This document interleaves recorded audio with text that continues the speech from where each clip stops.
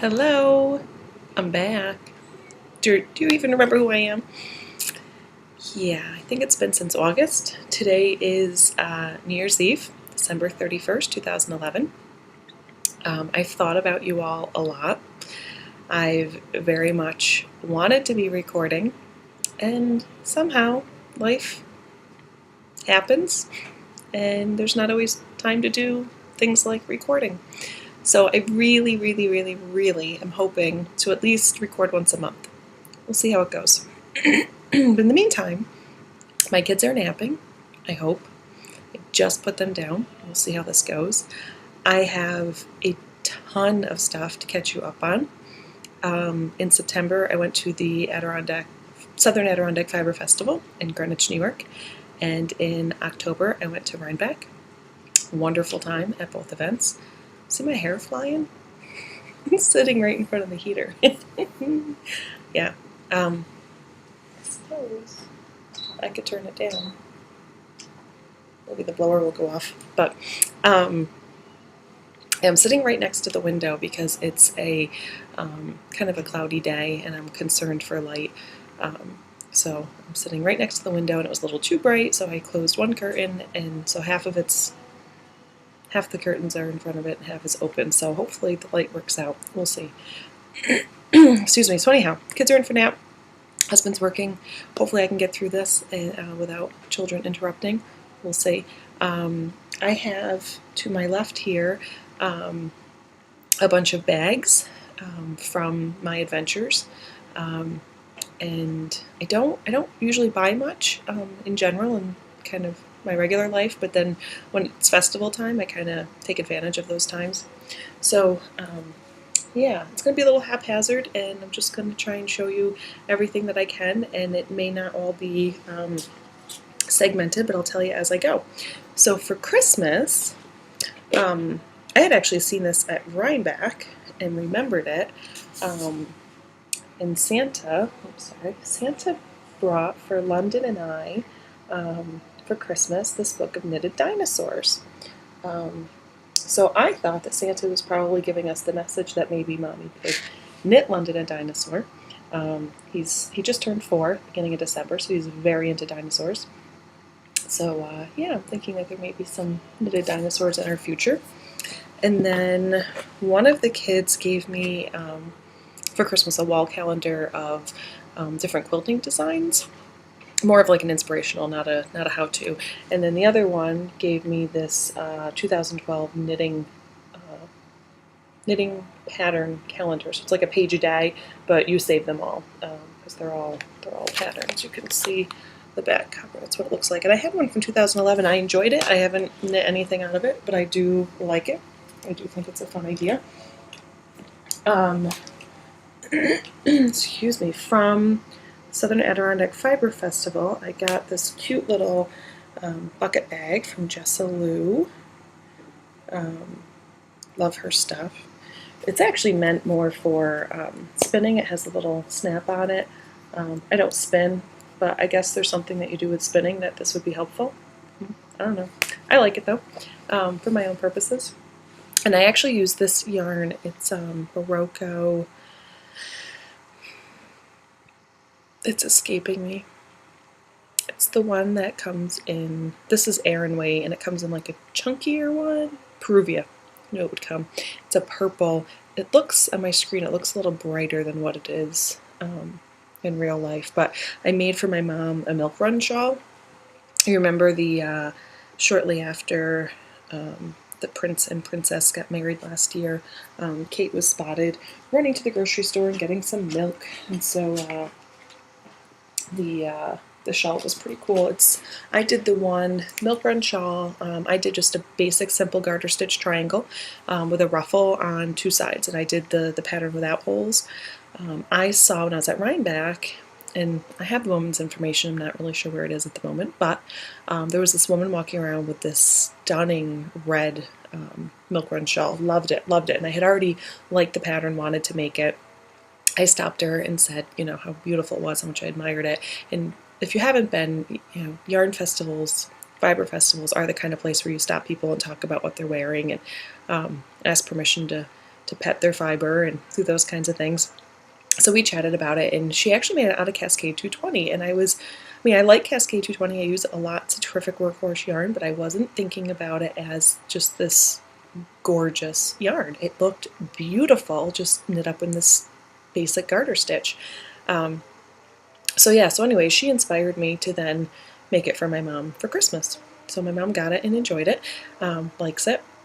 And if you go over to Ravelry on my project page, you'll see pictures of her opening it up. I haven't done an actual picture of her wearing it. It's just her opening it. And was it 2 years ago? Yeah, because last year was the crocheted blankets. But the year before that, I made her a Nimbus sweater. It's a cropped sweater, so I made hers a little bit longer. So you'll see she actually had on the Nimbus sweater on Christmas Day, because it's a reddish color, and then had the garter shawl over it, which is kind of funny. And that sweater, I don't know if I told you this before, but I gave it to her on Christmas with only one arm, and then took it, and she wore it that on Christmas Day with one arm, loved it, and I made her give it back to me before she left, and gave her the finished sweater on New Year's Day. We do what we can. Some Christmases are one-arm sweater kinds of Christmases. So that's that. In the interest of going out of order, I have a recently finished object. This is based on the World War II Watchman cap, free pattern on Ravelry, Cascade 220 Superwash. This is a gray, and then this is like it reminds me of mint chocolate chip ice cream, the color for the stripes. Both, I know for sure this is leftovers from my parents' crochet blanket. I don't know if the gray is or not. I don't remember. I don't think it is. Anywho, pattern calls for almost a full skein of the Cascade 220, and I didn't have a full skein of the gray, so I made sure to stripe it a bit. And I made, actually, this hat's for my husband. He didn't want it rolled up, so what the pattern calls for is to have it rolled up to like here. So there's a lot of 2x2 ribbing, and then it decreases down. Sorry, I feel hair on my chest. I don't have a hairy chest. It's hair from my head that landed on my chest. Making sure you understand. So anyhow, he didn't want a ton of ribbing, and I also like to be able to knit in the round stockinette. I find that very enjoyable, so I did a little bit of ribbing, and I changed over to stockinette. These stripes are 3 rows of the like aqua blue, and it's more aqua green, and then 3 of the gray, 3 of the green, 3 of the gray, 3 of the green, 3 of the gray, 3 of the green, and then back. And I had him try it on when I had gone back to the gray, and asked him how much of this he wanted rolled up, and he tried it on and looked in the mirror and said, no, I don't want it to roll up, I like it just how it is now. So then I did the decreases right away this morning, actually, when he was at work, so he hasn't tried it on yet. Hopefully it fits.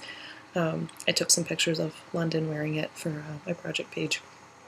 So, sorry Dan, but London's much cuter. So anyways, I made one for my dad for Christmas as well. His was, I had striped it with this gray, and it was like a royal blue. My dad's got really pretty royal blue eyes. So whenever I can, I always make blue things for him, or buy blue things for him, because I like how it makes his eyes stand out. So then, let's see, another Jessalou bag. This is the Starry Night. Again, I got this at the Southern Adirondack Fiber Festival with the TARDIS. You see the, Doctor Who TARDIS right there. I want to like Doctor Who. I watched one episode, the first one. It was very strange. Mannequins, weird. So many people like it. I wanted to like it. I watched it on Netflix. I got my husband to watch it with me. About halfway through, he turns to me and he's like, do you think this is good? You said this was supposed to be good, right? You think this is good? I'm like, no, I'm trying to give it a good shot, but I'm not liking it. So since then, I've talked to many people who have told me that was not a good episode, and that I need to continue on, that they get better. So, anywho, so I love Starry Night. Love Starry Night, and I don't mind the fact that there's a TARDIS on it, because I want to like Doctor Who. Maybe someday I will. And then for my nieces, for Christmas, we already gave them away, but I made this hat from Knit Simple Fall 2007. So I made one niece This is Lamb's Pride. It's the bulkiest, biggest hand paint. These colors are very distorted. I think this is called like Forest Floor or something like that. So I made one out of that, and I made the other one out of this brown thick and thin Del Sur, S-U-R, D-E-L-S-U-R. Again, they're on my project pages. And I didn't get to see the girls in them, unfortunately, because, drop stitches, sorry. Because the day that we were supposed to exchange presents, my nephew, who was 8, had been throwing up all night. So they literally came to my house, kept the kids in the car in the driveway, and we gave them presents from afar because, you know, who wants to catch a stomach bug, but especially when you have an 8-month-old. Yes, Annika is 8 months old. I can hardly believe it. The day after Christmas, December 26th, 8 months old. Crazy. And she is currently wearing 12-month clothes, and some of them she's growing out of. I want to have a moment of silence for how quickly babies grow up. It's horrible. I mean, obviously I want her to grow and be healthy and all the rest of it at the same time. I don't know, it's one of those mommy things. So anyways, I had started to make for my niece, it is Baby Alpaca Grande Plymouth yarn. I've used this a bunch of times. I always have horrible gauge problems when I use this, and part of it I think is that it just stretches out like crazy. So I started this hat for my niece, and it's supposed to be a super bulky. I don't agree. It seems more like, I don't know, it seems like it's knitting up to be more like an Aran. Maybe a bulky, I don't know. But my plan is, I had stopped when I got this far because I was pretty close to where I was supposed to start decreasing, and I knew that this would not fit an 11-year-old or a 14-year-old, which are the ages of the girls I was making the hats for. So I decided I'd put it down and I would pick it back up and make it for Annika. And this does stretch a lot, so even if it's small on her, it'll stretch to fit her noggin. But yeah, she's growing so fast. I was gifted a lot of gorgeous hats for her. And there's one right now that's a little too big. Another one was too small, and I was actually able, it was a friend from my knit night, she was actually able to give me the yarn so I could crochet a couple rounds around the bottom of it so that it would be long enough for her, so she's able to wear that one again. And that's it. All the other hats for her are too small. Oh, no, I take that back. Raylan, yours doesn't fit yet either, so hopefully by the end of the winter she'll be in that one. So yeah, they grow too fast. Too fast. Alright, I've got, I'm trying to get to the right stuff. Okay. This is yarn. This is from Rhinebeck. Crayon box, crayon with a K. It's a superwash, colored by hand, 100% superfine merino wool. This was amazing. 270 yards for $12. I thought that was awesome. And it's from ShadySideFarm.com. ShadySideFarm.com. Worsted. So this is grape. And it looks like on my screen it's coming out a little bluer, but I mean this is a true purpley grape color. This one is periwinkle. And then this one is, I'm betting it's called grass because it looks like, oh no, lime. Aren't those cool colors? I love them together. Alana Dacos did a like 3-striped little girl sweater, you know, like a little kind of like bolero style. So I have that pattern. I picked it up at a half-off sale that she did a while ago. So I'm picturing these 3, you know, striped in that sweater, which I think would be gorgeous. And then, you know, there's 270 yards per skein, so I'm sure these will be around for a while. I'll make quite a few things out of them, but I think it's so cute. I love it. I love it. And it doesn't scream like over-the-top girly.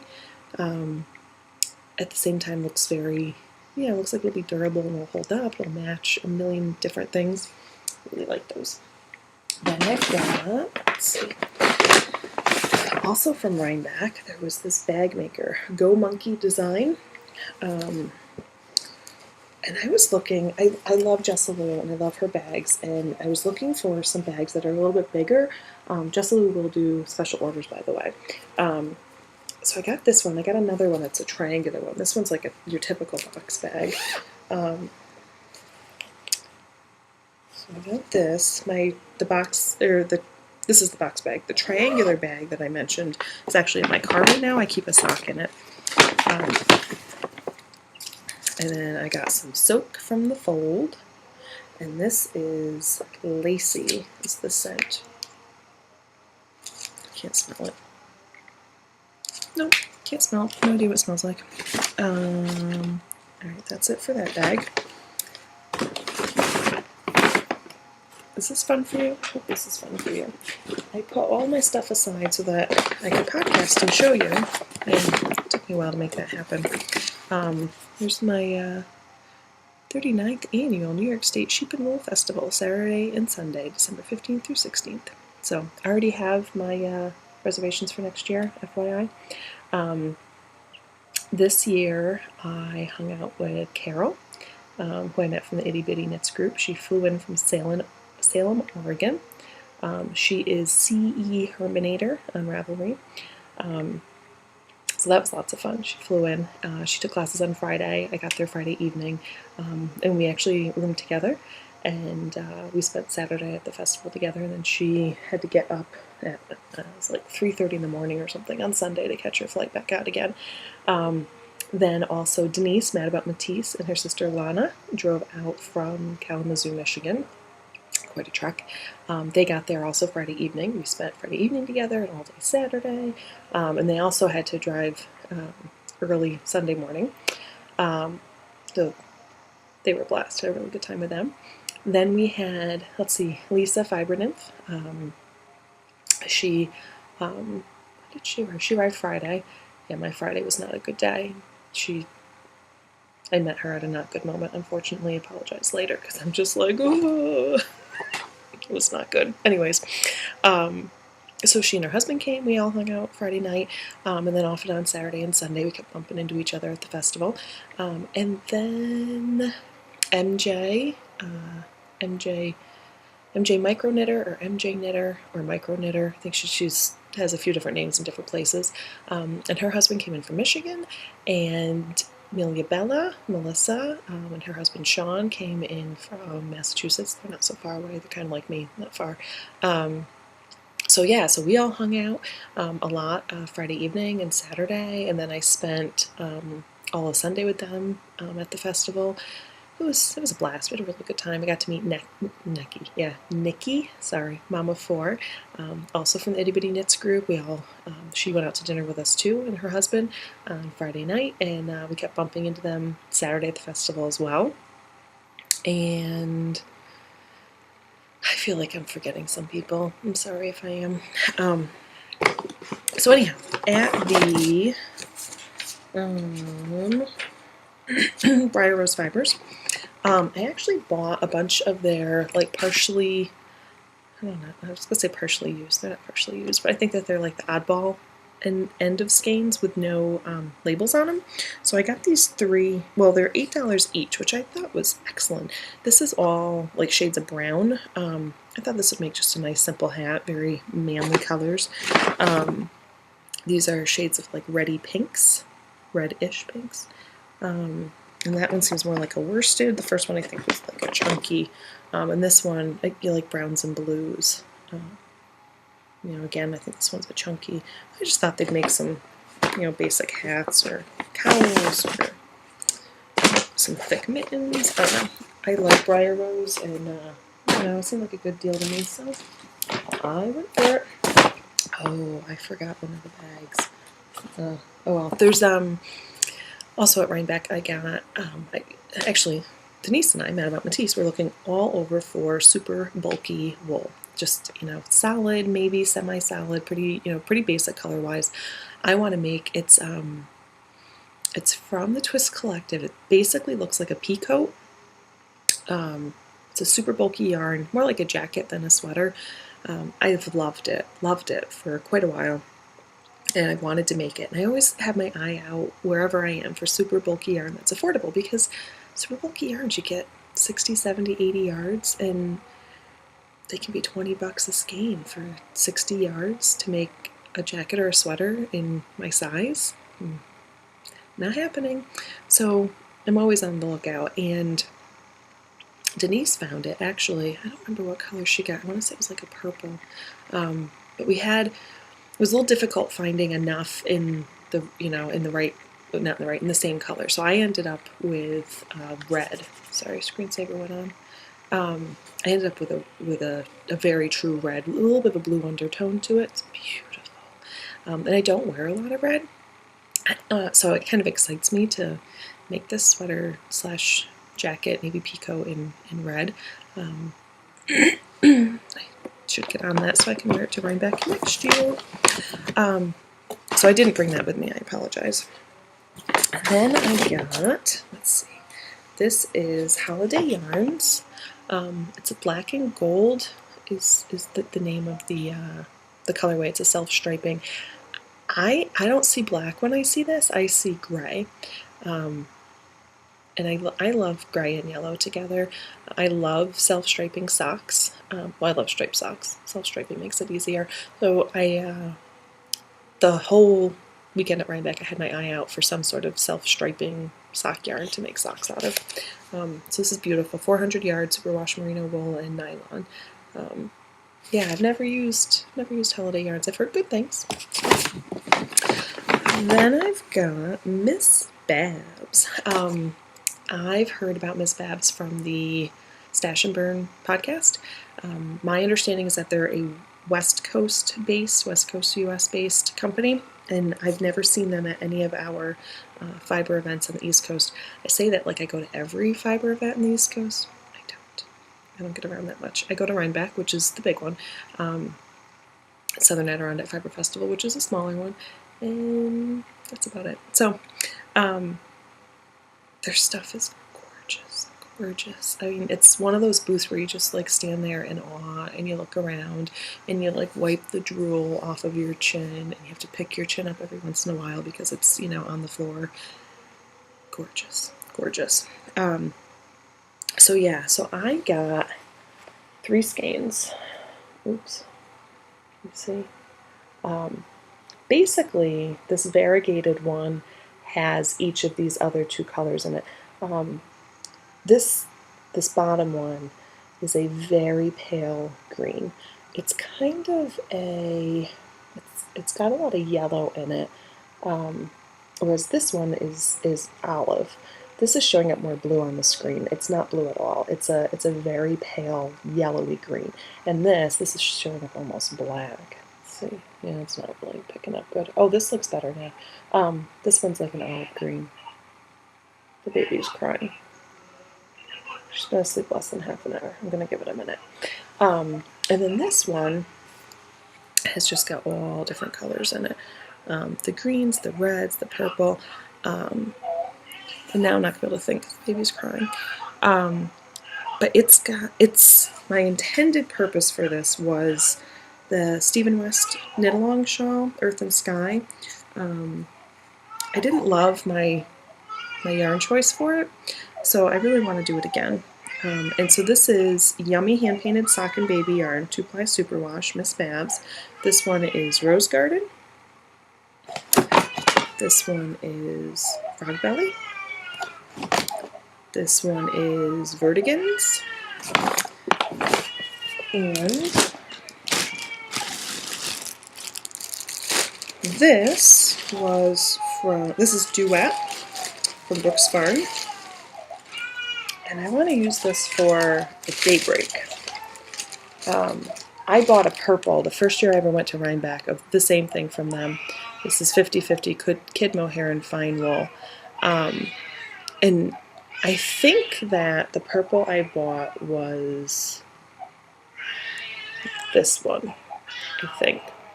I can't be sure, but I think it was this one. And I want to make a daybreak out of it, so we'll see. She's not stopping. Hold that thought. I hope I get back to you. This is why it's hard to record. And part 2. Yeah, she didn't nap well this morning. Do you care? I'm going to pretend that you care. Typically she does like 2 hours for the morning and an hour for the afternoon for naps, and then sleeps. She's, oh, thank God. Finally, by about 7 months, she's been sleeping consistently through the night. Knock on wood. I'm going to pay for that now that I just said that. I'm telling you, it makes a big difference when you are able to get an uninterrupted night of sleep. Unbelievable. Don't underestimate an uninterrupted night's sleep and how important it is. So yeah, it was like a good 7 months. When I brought her to her 6-month checkup, she still wasn't, and I was looking forward to the fact that she was getting shots because the shots make her tired. It's awful. Awful. Anyhow. So anyhow, people are not as sympathetic as you would expect. You know, when you have like a 6-month-old and, you know, someone looks at you and says, wow, you look really tired, you know, at the time, 3-year-old, 6-month-old, yeah, it's exhausting. Besides work and the rest of life and whatever. And then when I add in, yeah, she's not sleeping so well. Instead of more, you know, some empathy and like, oh, geez, that must really be tough. Oh, you poor thing. You haven't slept through the night in how long? It's too bad. No, instead people say things like, really? She should be sleeping through the night by now. Oh yeah, that's helpful. Thanks. Like, why do people say that? Why? Well, she's not, okay? She's not. That's the reality of it. Anyhow, I digress. But she's been doing really well. Unless her sleeping gets off, and then she gets like overtired and has a hard time. So this morning, instead of sleeping for her usual 2 hours, she slept for less than an hour, like 45, 50 minutes. And normally that's not that big of a deal. London has preschool 2 mornings a week, and there's not enough time to take him and then come home and then hang out and then go back and get him. It's a waste of gas. It's a waste of time. It's a good 20 minutes to preschool, so it's just not worth it. So, you know, we run errands and stuff, and she usually takes, you know, a cat nap or two during that time, and then she takes a better nap in the afternoon that day. So it's not like she never takes short morning naps and then makes up for it in the afternoon. But today she slept for like 45 minutes this morning. And she was up a little early, not terribly early, but I definitely expected her to take a full 2 hours this morning, and nothing was going on. We were just home.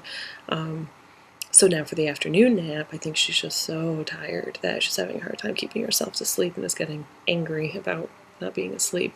But on the flip side, I thought, oh, good, she'll take a good 2, maybe 3-hour nap. I don't know. We'll see. So I'll stop talking about napping and use nap time to the best of my advantage and try and finish this podcast. Anyhow, so I was telling you about, sorry for the crinkle, but Brooks Farm. So I'm thinking daybreak. Did I mention that? I made a daybreak for a shawl swap last January. I enjoyed making it. I wanted to keep it for myself. I had planned on using the leftovers of the 2 colors and just flipping them, because when you do it, I don't remember which one now, but the one type of yarn, the one color that you uses more than the other. So I was going to reverse it, which is fine, but I feel like it's a little small. It would be more like a scarf. Not that that's a bad thing, but I kind of wanted to make it bigger, so I decided to find something new to use. So I have this purple from Brooks Farm. She's crying again. This Brooks Farm duet. Did I say it's duet? It's duet. From the first Rhinebeck I went to, which was in 2006. That has just been sitting in my stash, and I haven't really known what to do with it, and I like it, and it's beautiful.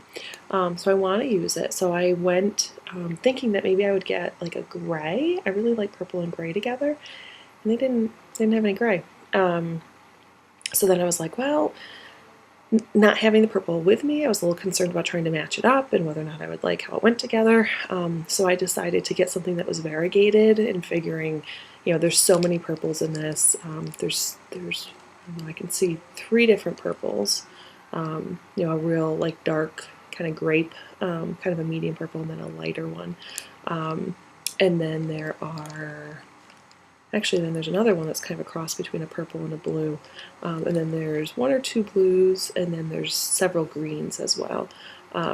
So I figured there's enough color variation, not to be confused with variegation.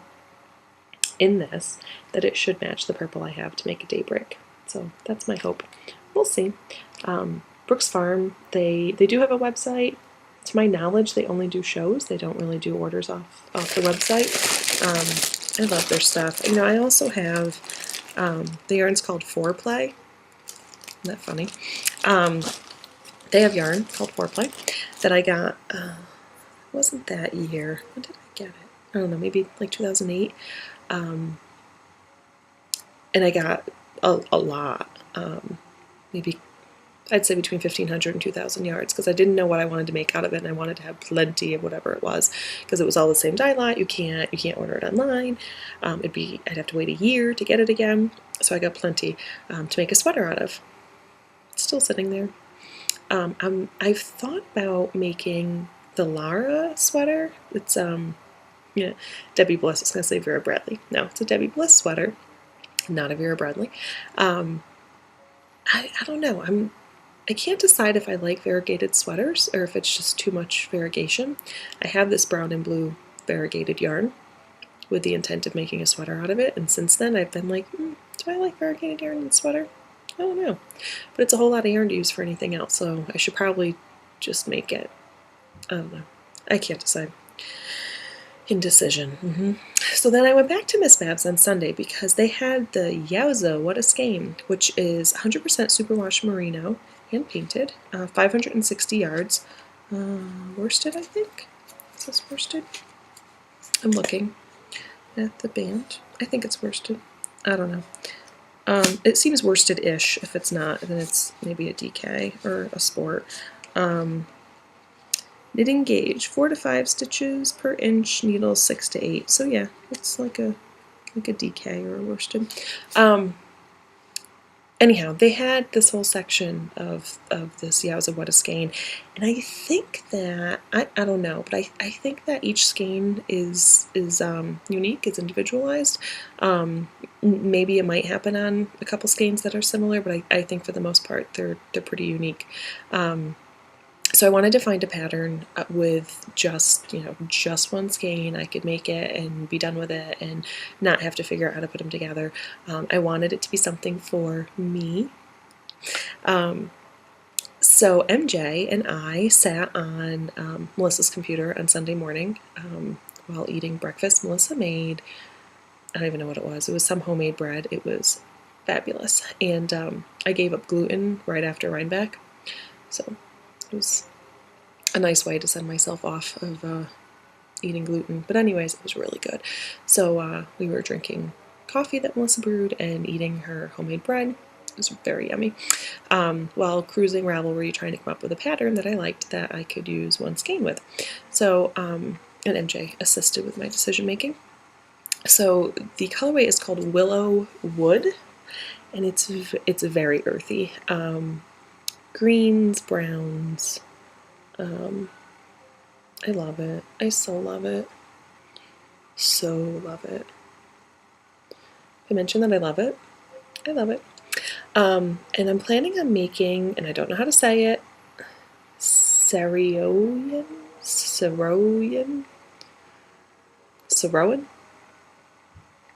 I don't know. It's kind of like a shawl, kind of like a scarf. I would see myself wearing it kind of scarf-like. It's one of those like longer, narrower shawls with like the one edge has almost looks like a leaf pattern.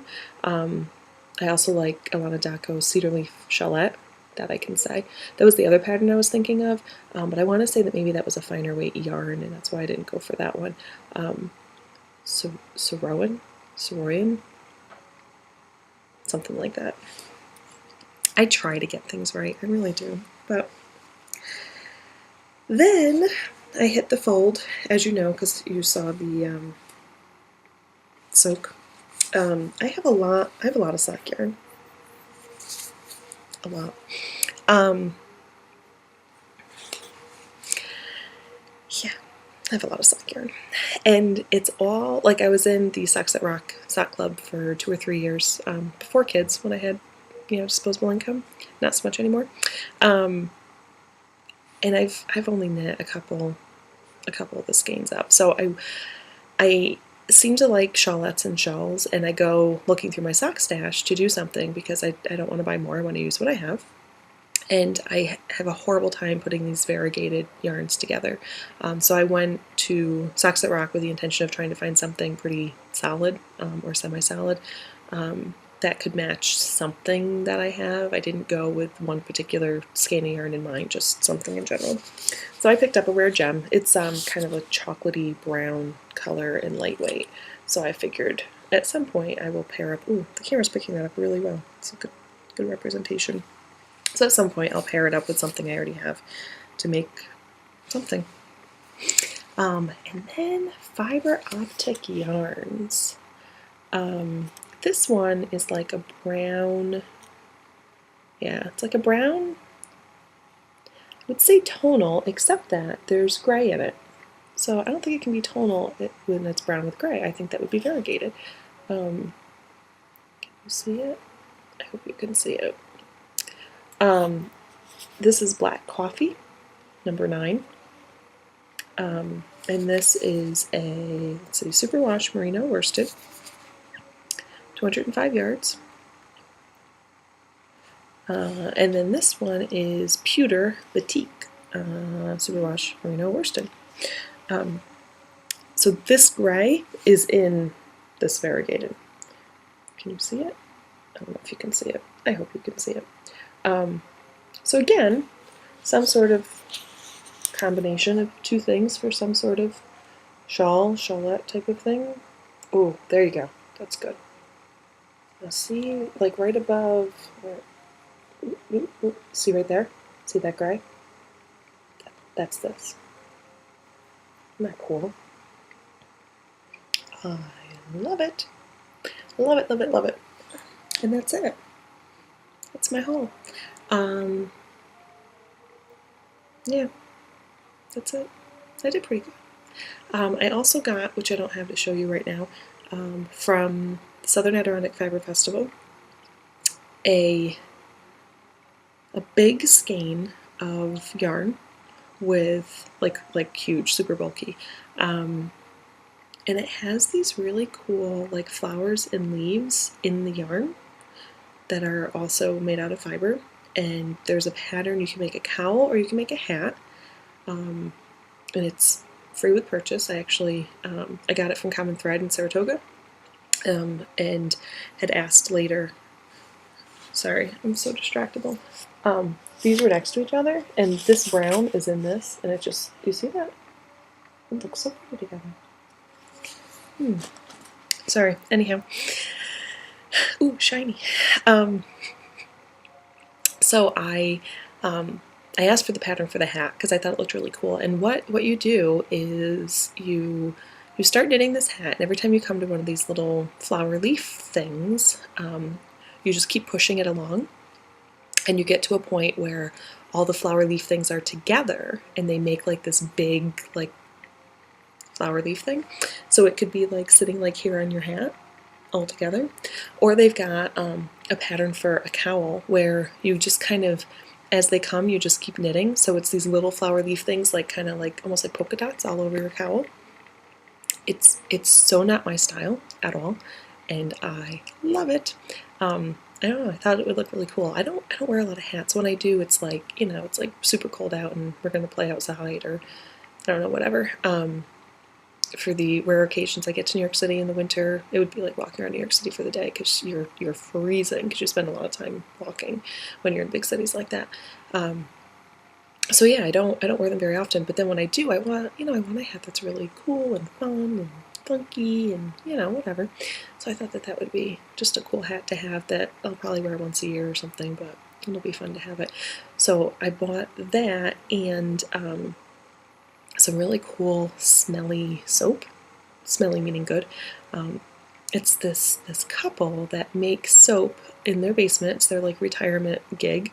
Maybe it's not their basement. They live in a cabin. Do cabins have basements? I don't know. But they make the soap out of sheep's milk from their neighbor's farm. Isn't that cool?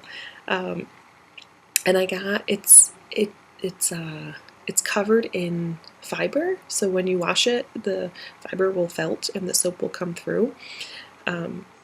yeah, I just thought that was really cool. And actually, I was in the E is for Elephant Itty Bitty Knit Swap, which I failed miserably at. It was bad.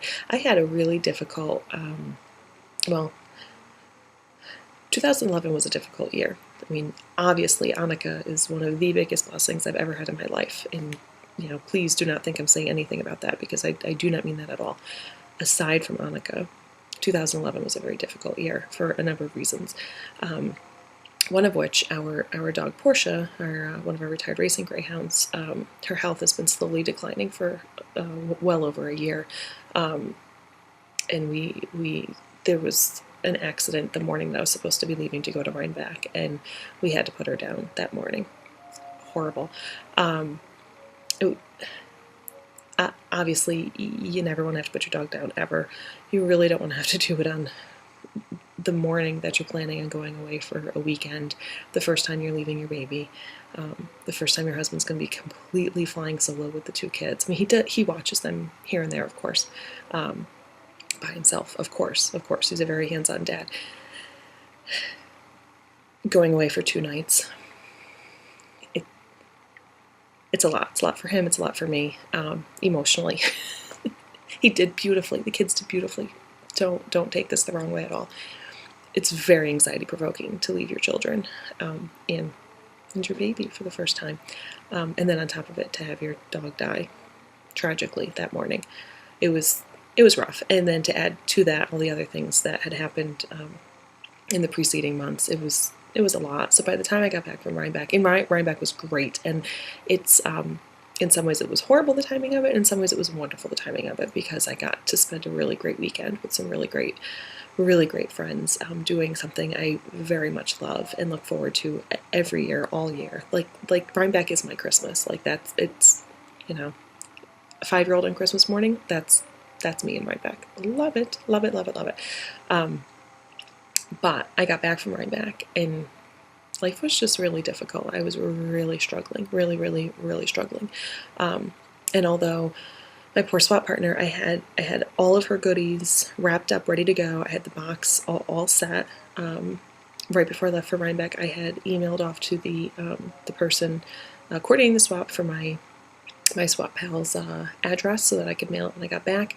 And I had the elephant that I was making, Elefante by Susan B. Anderson. It's on my project page if you're interested in seeing it. I had a really hard time knitting that elephant, and it's not a difficult pattern at all. I just struggled. Without getting a full night's sleep, as I mentioned before, my brain was not reading the pattern very well. I was making a lot of mistakes.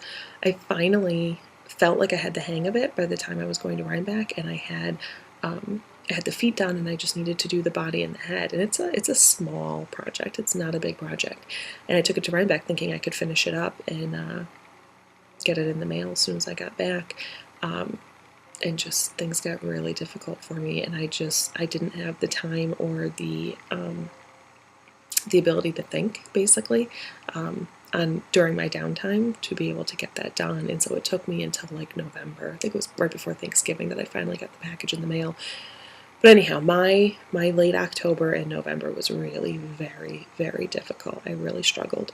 And so many people were so thoughtful in so many ways and sent me, PMs through Ravelry, or emails to my Yahoo address just saying, hope everything's okay, missing the podcast, hope to see you around, because I kind of fell off in a lot of ways. So I really appreciate that. I really appreciate all of you.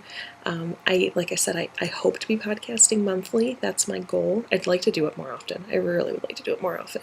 But I want to aim for monthly at this point, and then hopefully it will become more often as life continues to calm down. I hope, please. My lips to God's ears. And, as Annika continues to get a little bit bigger and gets more and more into a routine and settled into, being here on this planet, hopefully things will continue to get easier for us. I've determined that 2012 will be a wonderful year. It will be. That's it. It's going to be. Period. End of story. No questions asked. That's how it's going to be. I have a couple ideas for challenges for myself for 2012. I'd love for you to jump in, and hopefully other people like these ideas. The Stash and Burn podcast a couple of years ago, I'm trying to think of what her name is. It's Jenny and Nicole. It was Nicole who said that she was setting forth a challenge for herself for that year, which I am going to pick up and do for this year, 2012, that whatever I have on the needles, or crochet hook, when it strikes midnight tonight, going into 2012, will either be finished or frogged by next year, midnight, going into 2013. The one exception I have to that is the Noro log cabin blanket I'm doing. It's a king-size blanket. I don't know if I'll finish it in a year. I don't care if I finish it in a year, and I'm surely not going to frog it at the end of the year if I haven't finished it. Everything else I want either finished or frogged, because I either like it enough to continue it within a year to finish it, or I don't like it enough and I'm going to rip it out and do something different with the yarn or the pattern or whatever. So that's one of my challenges. I want to set up a thread in the Ravelry group and list each of my works in progress and or hibernating projects, and then kind of use that to keep track. So I welcome you to jump in and join in on that if you'd like to. The other challenge for myself, I very much want to knit socks and sweaters. I have sweaters amounts of yarn that I want to do. I've not done it between being pregnant and, before and after pregnancy, going into wanting to be pregnant, knowing, well, my body's going to be changing a lot. I don't know what it'll be like on the other side of this pregnancy. Why bother knitting a sweater now? Because I got a good year and a half before I know how my body's going to shape up. And then, yeah, that was happening going into having London. By the time I came out of having London, I was continuing to try to lose weight and knowing that we did want a second child. And then obviously I'm on the other end of having a second child now. I'm 8 months after having Annika, almost my pre-pregnancy weight.